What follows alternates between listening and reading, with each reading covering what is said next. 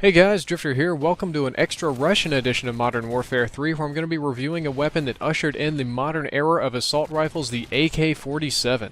The AK47 is a very high damage assault rifle, dealing 49 to 25 damage per shot depending on your range. This is the highest among all assault rifles that are fully automatic, tied with the CM901 for damage, barely outclassed by the Type 95 in terms of damage, and the MK14 does do significantly more damage, but it shoots slower.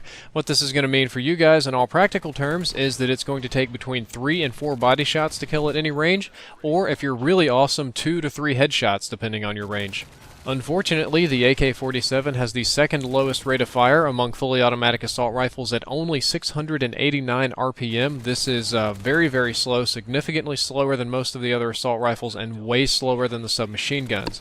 When you combine the extremely high damage with the extremely low fire rate, your time to kill ends up being very medium or very average. So in terms of time to kill, it's a pretty normal assault rifle. One utterly amazing thing about the AK-47 is its range. It has better range than a lot of the light machine guns in this game. Your damage drop on this weapon doesn't start until 30 meters, and the damage drop ends at 45 meters. So you're going to be doing that maximum 49 damage for a very long distance, and even at the very end of this insane damage drop, you're only going to drop your bullets to kill by 1. So this gun has absolutely beefcake range.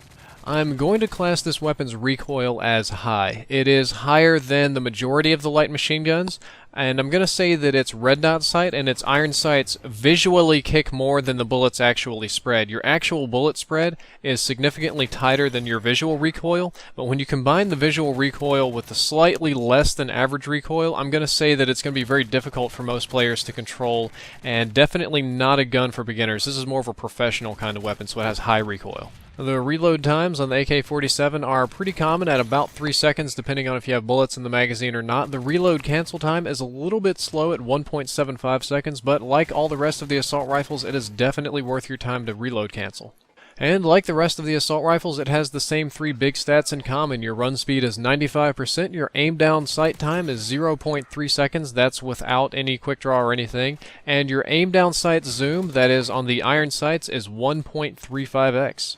I've got 2 recommended setups for you today for the AK-47. The first and simplest setup is that you run attachments with a red dot sight and a silencer. This isn't the prettiest weapon without kick, but the red dot sight helps make it very doable because it's a very clear, simple, and easy sight to run. I almost always run specialist with this setup because I try and work my way up to getting kick and focus and stability and all these other awesome perks, because I like to think maybe when I get to specialist I'll be like a godlike tank and I'll get the Moab.